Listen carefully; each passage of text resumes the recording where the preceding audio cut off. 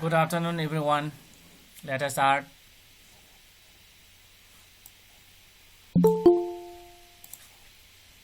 Today we shall discuss about causes and consequences of migration, which is the second part of chapter 2 of our textbook India, People and Economy. Now I shall share my screen.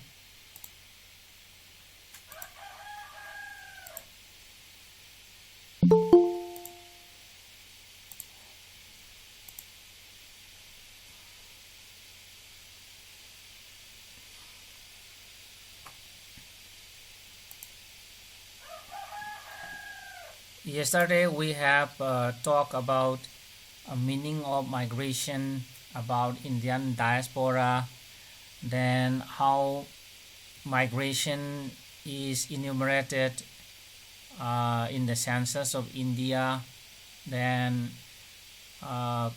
spatial variation of migration.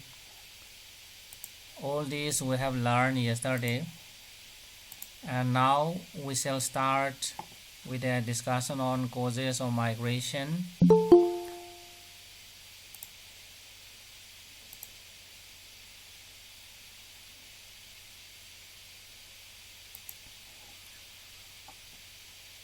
Actually, people generally are emotionally attached to their place of birth. We emotionally attach to our place of birth, but millions of people leave their place of birth due to certain reasons. And so this could be a variety of reasons why we are leaving our birthplace. So it could be a variety of reasons, and all these reasons can be put into two broad categories. The reasons of migration can be put into two broad categories: push factor and pull factor. So what do you mean by push factor? Given here. So these are the factors which cause people to leave their place of residence or origin. So push factors are those factors which cause people to leave their place of residence or origin. Whereas pull factors are those factors which attract the people from different places. Okay, that means push factors refers to the adverse conditions, okay, and the pull factors refers to the favorable conditions. Now let us see. In India, people migrate from rural to urban areas mainly due to poverty, high population pressure on land, lack of basic infrastructural facilities like healthcare and education. So these are some of the important push factors which cause people to leave their place of birth, place of residence. Okay, so when we have poverty in our village, when we do not have work, okay, and when the pressure on land is very high, when the pressure on agricultural land is very high, then when the facilities like healthcare, education are not there, then people used to leave their place of origin. And apart from these factors, natural disasters such as flood, drought, cyclones, earthquakes, and the like, okay, all these also cause people to leave their place of birth. Other natural disasters like tsunami, wars, communal clash, local conflicts, all these cause people to leave their place of origin. Okay, so these are the important push factors, the factors which cause people to leave their place of this residence. Okay. On the other hand, there are pull factors which attract people from rural areas to cities. Okay, the most important pull factor for majority of rural migrants to urban areas is better opportunities, availability of regular work, relatively higher wages. Actually, cities offer better opportunities.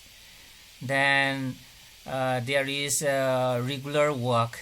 Okay, there is availability of regular work in the big cities or in the small cities, and wages in the cities, towns are relatively higher than the villages, and that is why, because of this, people are attracted towards the cities and towns. And in addition to this, better opportunities for education, better health facilities, sources of entertainment are also quite important pull factors. Cities offer better educational facilities. Cities have these good colleges, universities, schools, then have better hospitals, then so many sources of entertainment are found in the urban areas, and that is why all these factors pull people towards the urban areas. Okay, so these are the two important factors which cause people to migrate. So any question, boys and girls? No, sir. Okay, then let us continue. Before we read the text, and here on page number 19 we have one case study. Okay, that is activity. So let us analyze. Right now we have just learned the causes of migration in India, and we have 4 different situations given here, and we have to find out, okay, these causes of migration in the 4 different situations. See, 4 stories mentioned here describe different situation of migrants. We have to find out the push and the pull factors of Arif. Then we have to find out the pull factors of Mohan. Okay, and we have to compare the cases on the basis of types of migration, then causes of migration, their living conditions of Subhalakshmi and Manish. So let us read about Arif here. He is Arif. Okay, so let us read. So I am Arif. I live in village with my wife and 4 children. I work here in the field on daily basis at a rate of rupees 30 a day. Here there is no availability of work for all the 30 days. Further, I have also taken some land on lease for agriculture, and I could give education to my children. My wife is sick and suffering with tuberculosis due to lack of healthcare facilities and a shortage of money. I am unable to get treatment of my wife. I am very puzzled with the prevailing situation. So what are the causes of this Arif Khan, okay, to migrate to the other parts of the world? Can you guess the idea? First, see here. We have to identify the push and the pull factors of Arif. Okay, so what are the push factors? What are the bad factors here? Those push factors are actually here there is lack of job opportunities in the villages. Okay, and the wages here also low, 30 rupees a day. Wages in the villages are low. Then there is pressure on land. Okay, then at the same time see here in the village there is lack of educational and these healthcare facilities here. That is why Arif could not treat his wife. His wife had been suffering from tuberculosis, TB. So these are the push factors. And what are the pull factors offered by the cities? Here the pull factors offered by the cities are these good healthcare facilities, okay, then good educational facilities, then higher wages. Okay, so this is about Arif. Then what about this Mohan Singh? What are the pull factors here of Mohan Singh? So he is Mohan. So I am Mohan Singh working in a hosiery factory in Ludhiana, woolen factory, okay, in Punjab.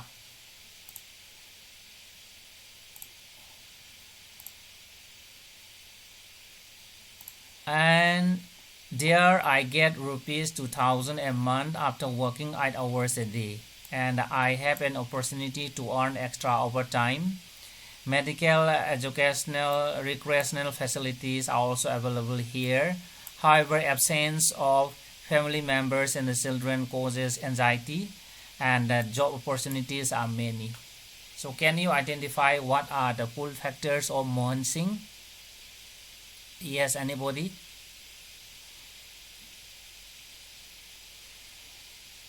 Okay, it is very easy. See, here in the big cities, medical and educational recreational facilities are available. So these are some of the important pull factors of migration for Mohan Singh. Okay, at the same time, he can earn this more money by working overtime. Means wages also high. Okay, at the same time can earn extra this money for overtime.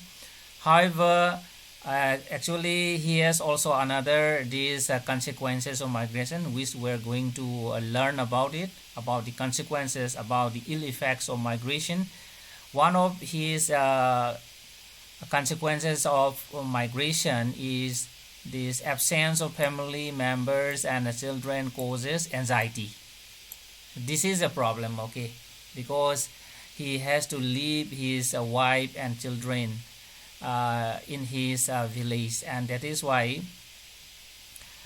sometimes he suffers from anxiety. So this is one consequence of migration.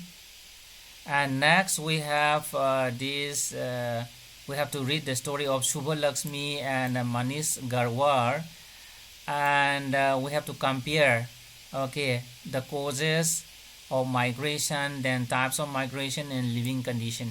Now let us read. So she is Shubha Lakshmi, and so let us read her story. I am Shubha Lakshmi, belong to fisherman community from the coast of Tamil Nadu. The devastating tsunami has swept away all the family members except my 2 children. Everything is destroyed. Till then, I am living in a slum of Chennai. I work here as a domestic servant, and my children go to school and also help me by picking rags during the off time. However, I miss my place, but I would not go back. I cannot forget the giant webs I have to safeguard my children. So after reading the story, can you identify what are the push factors, okay, of Shubha Lakshmi? What are the push factors that cause Shubha Lakshmi to migrate from her place of birth? Shubha Lakshmi, you know, she belonged to, yes? Yes, anybody? Tsunami. Yes, tsunami.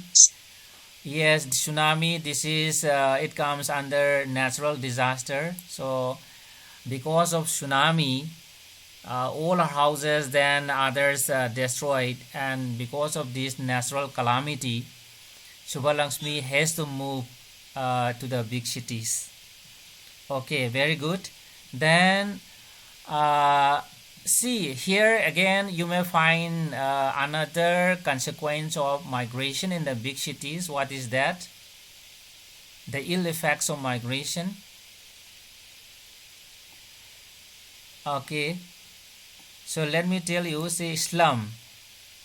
She is living in a slum of Chennai. Development of slum is very common in the big cities because migrants from the villages are not able to afford, okay, high rents of cities, and that is why there is development of slums in the big cities. So this is another problem, another consequence of migration. And about the pull factors, I think we have also already pointed out for the others cases also. Here educational facilities good, okay, then they can work extra time during the off time. They have other jobs, means extra jobs are there which are not available in the villages, okay. Next we have a story of Manish Gawakar. So I am Manish Gawakar, science graduate from Bandara, and here in Mumbai I am doing my post-graduation along with a part-time job. However, the cost of living is high and people have no leisure time for others. And I came to Mumbai as it was my dream. And the city offers a lot of opportunities, high salary, and a chance of going abroad. So before we start about Manish Gawakar, can you identify the stream of migration for Subbalakshmi? What is the type of migration, or what is the stream of migration for Subbalakshmi? I will tell you 4 options, okay. Rural to rural, rural to urban, urban to urban, and urban to rural. Which one is correct? Urban to rural. See here, Subbalakshmi belong to a fisherman community, okay, and she migrated to Chennai. Okay, Subbalakshmi migrated to Chennai. That means that the type of stream, the stream of migration here is rural to urban, okay, and not urban to rural. You must take care, okay. The stream of migration here is what? Is rural to urban. Yes, rural to urban. Rural to urban. Because Subbalakshmi is migrating from her village, okay, to Chennai. That is why the type of migration is rural to urban. Because she worked in the field of primary activities, okay. And now identify the type of this migration or the streams of migration for Manish Gawakar.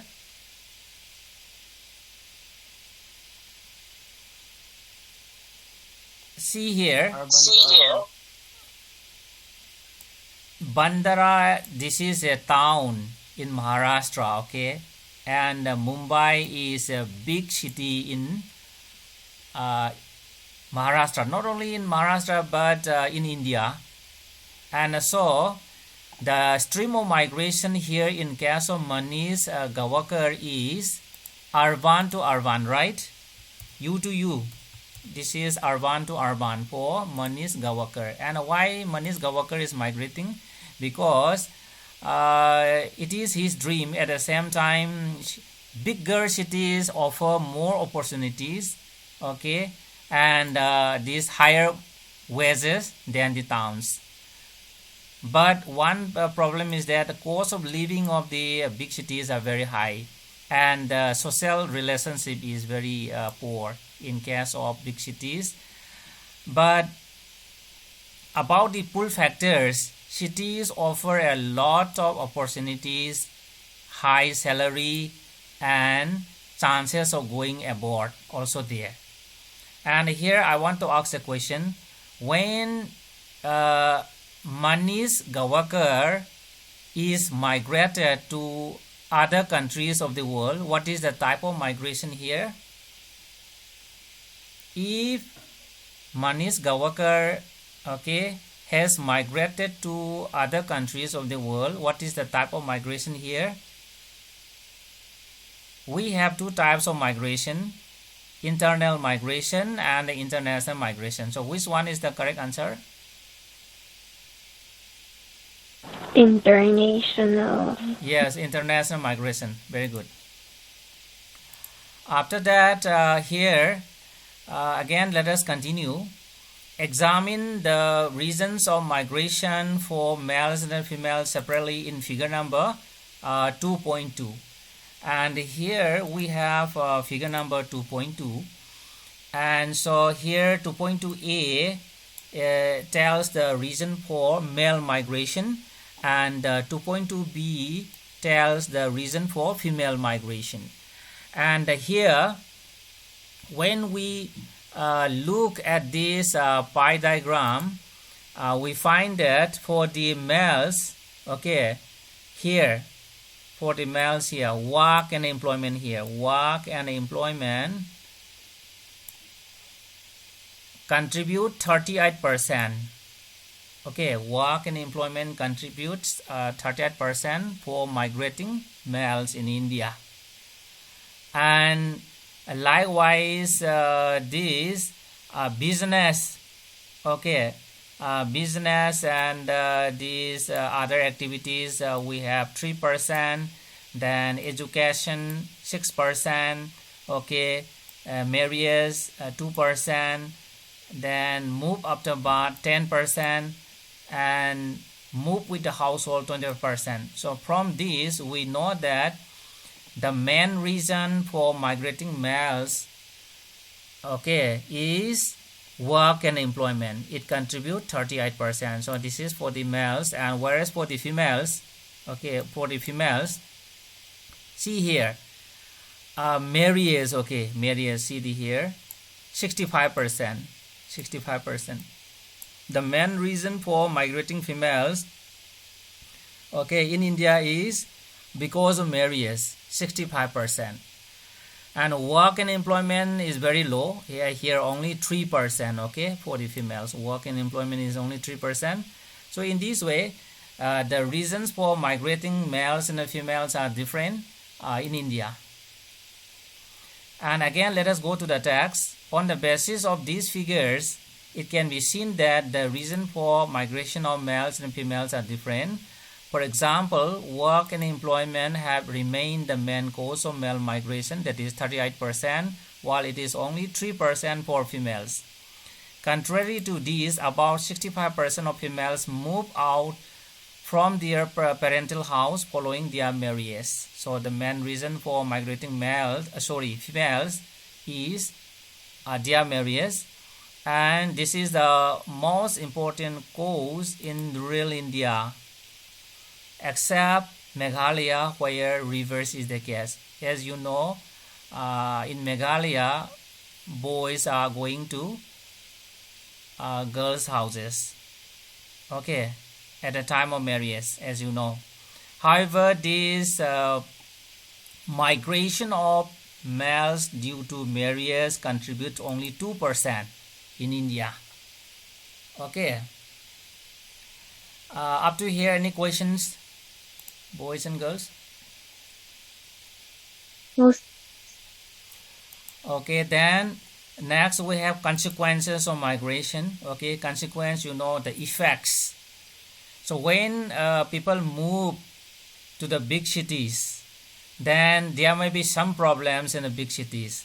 So what are those problems? So let us see. But we should not consider only the problems.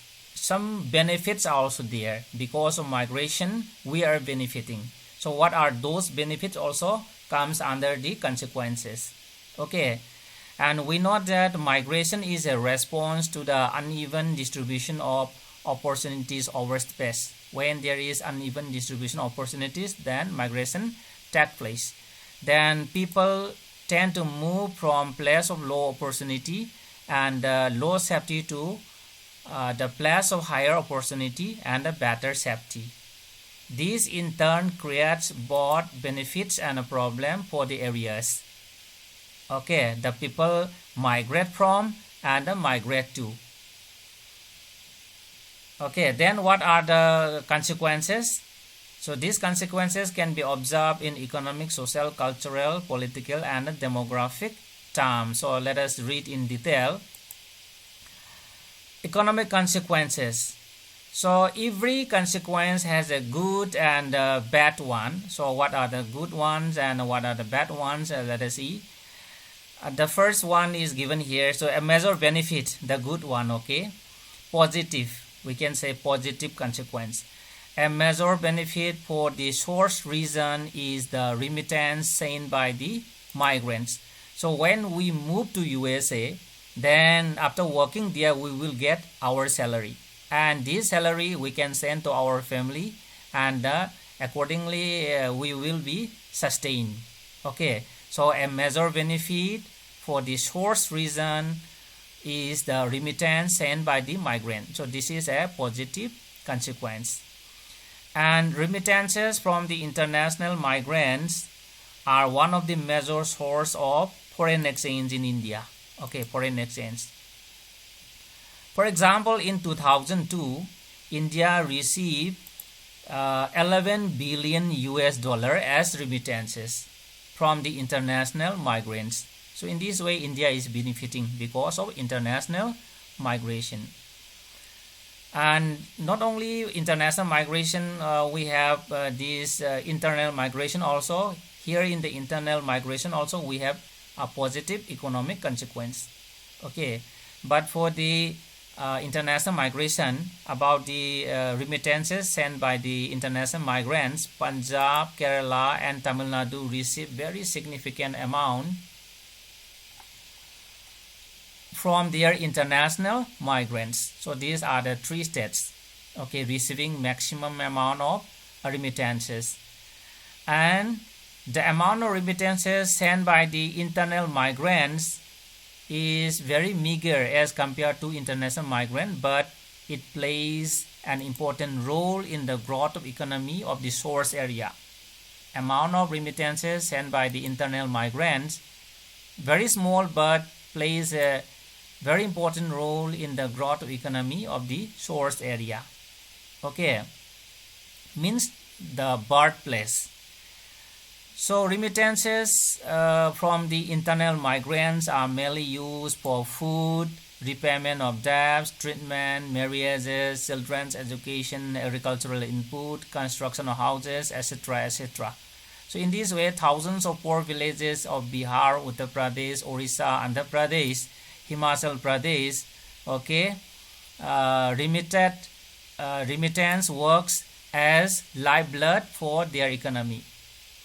So the remittances derived from the internal migrants, although small, okay, works as a lifeblood for the poor people of Bihar, Uttar Pradesh, Orissa, Andhra Pradesh. Okay, migration from rural areas of eastern Uttar Pradesh, Madhya Pradesh, Orissa to Punjab, Haryana, Western Uttar Pradesh accounted for the success of Green Revolution strategy for agricultural development. So this is another positive consequence.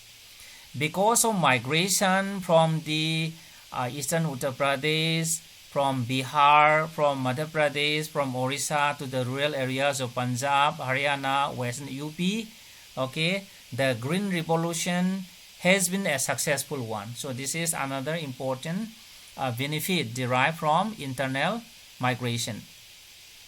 So beside this, we have these negative consequences also, the bad ones. See here, the unregulated migration to metropolitan cities, to the big cities of India has caused overcrowding, congestion, okay. Then development of slums in industrially developed states such as Maharashtra, Gujarat, Karnataka and Tamil Nadu, Delhi is a negative consequences. Development of slum in the industrially developed areas of Maharashtra, Gujarat, Karnataka, Tamil Nadu, Delhi is a negative consequence. And about it we shall discuss in detail also for the time being. So please have a look of slum. So this is a photograph showing the condition of slums, okay. And inside the slum, see here, this is inside the slum how people are living. Just see here. So this is the condition of slums in the big cities, in the metropolitan cities of India. Next we have another important consequence of migration, that is demographic consequence. You know, demos means people. Okay, the consequence related with the people. And see, what are the consequences? See here, migration leads to the redistribution of population within the country. So from the denser areas to the lesser areas, okay, to the less dense areas, there is redistribution of population within a country. Then rural-urban migration is one of the important factors contributing to the population growth of the cities. Because of rural to urban migration, the population of the cities are growing rapidly. Okay, this is a negative consequence. Then age and skill selective out-migration from the rural areas have adverse effect on the rural demographic structure. You know, in case of India, mainly males are migrating to the big cities, and that is why the sex ratio in the big cities and in the rural areas are affected. Okay, see here, high out migration from Uttarakhand, Rajasthan, Madhya Pradesh and eastern Maharashtra have brought serious imbalances in the age and the sex composition. As I see here, we have two places here. This is the source area, let us say, and this is the destination. So people are migrating from the source area to the destination. Okay, so this is the source region and this is the destination. If males are migrating, okay, see here, if many males are migrating, and because of this excessive male migration, so there will be more females here and there will be more males here. So in this way the sex ratio is imbalanced. Okay, and such type of problem happens in every big cities of India. Next we have social consequences. Okay, so it has a positive as well as negative consequences. One good consequence is that migrants act as agents of social change. Okay, migrants act as agents of social change in the villages. The new ideas related to new technologies, then family planning, then girls' education get diffused from the urban to rural areas through them. Okay, see, ideas of family planning, ideas of girl education are spread from the big cities to the rural areas of India. So in this way benefiting, okay, the rural areas. Then another positive consequence is that migration leads to intermixing of people from diverse culture. So because of migration, new culture is developed. So it has positive contributions such as evolution of composite culture, breaking through the narrow considerations and widen up the mental horizon of people at large. Okay, so because of migration, new composite culture is developed, then it widens the narrow-mindedness of the people. Okay, and in this way, it has good consequences. But at the same time, it has negative consequences also, such as anonymity, loss of identity. So when we mix with one another, when we get married with the other people, then after some generations, our identity may be lost. That is called anonymity. So this is a negative consequence. Then because of this, see, we may have social vacuum, gap, okay, a big gap between the individuals and the society, and the continued feeling of dejection may motivate people to fall in the trap of anti-social activities like crime and drug abuse. See, when we migrate from the villages to the big cities, we migrate with a big hope, but after migrating to the big cities, then we may not be able to get a good job, and that is why we may live in a very bad, poor condition. And because of that, we may indulge in these antisocial activities, extortion of money, okay, crime, killing of people, then we may indulge in alcoholism or drug abuse. So these are the negative consequences of migration. Okay, next we have environmental consequences of migration. See, overcrowding, as we pointed out earlier, overcrowding of people due to rural urban migration has put pressure on the existing social and physical infrastructure in the urban areas. Because of over migration, movement of people from the rural areas to urban areas, there is extra pressure on the existing social and physical infrastructure. There may be shortage of water, there may be shortage of latrines and other toilet facilities, and so on. Okay, then ultimately leads to unplanned growth of urban settlement and a formation of slums, shanty colonies, as we discussed earlier. Because of these extra pressure on the existing infrastructure, there may be unplanned growth of urban settlements at the periphery, or maybe in the middle, mainly at the periphery of the cities, and the formation of slums, shanty colonies. At the same time, say, apart from the due to overexploitation of natural resources, cities are facing acute problem of depletion of groundwater, then air pollution, disposal sewage, and the management of solid waste problems are there in the big cities. Then in addition to these consequences, we have other consequences related with the women in India. See, migration affects the status of women directly or indirectly. Because of migration, it affects the women directly or indirectly. In rural areas, male selective migration, leaving their wives behind, puts extra physical as well as mental pressure on women. So in case of India, boys are mainly migrating to the big cities, and that is why wives remain in their houses, thus putting more pressure, more work they have to work. Not only the physical pressure, there is a mental pressure on the women also. Then migration of women either for education or employment enhances their autonomy and role in the economy.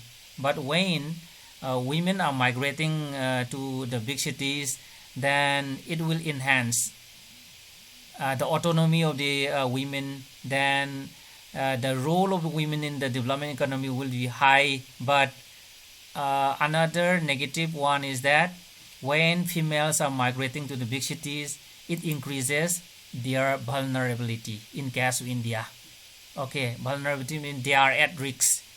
Crimes against the women, it is there in the big cities of India. That is what we call vulnerability. But see, when we compare about the positive and the negative consequences of migration, sometimes we may find a balance, sometimes we may find more benefits. See here, if remittances are the major benefits of migration from the point of view of source reason, loss of human resources, particularly highly skilled people, is the most serious cost. Means we have both benefits as well as losses. Especially it happens when there is international migration. See here, one major problem is that we are losing human resources. We are losing our skilled people.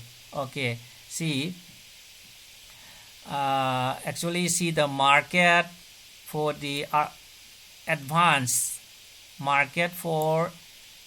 skills has become truly a global market. See, nowadays highly skilled professionals are migrating to the other part of the world.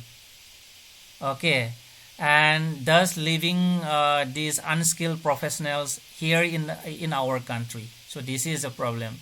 I think you might have heard about the brain drain. Sometimes it is coined. That is, we are losing our skilled professionals. So this is another problem of migration, and that is why developed countries will develop more and more, whereas the underdeveloped countries will be reinforced, will be intensified. The poorer will become poorer and poorer. So this is about the consequences of migration. Okay, any question, boys and girls?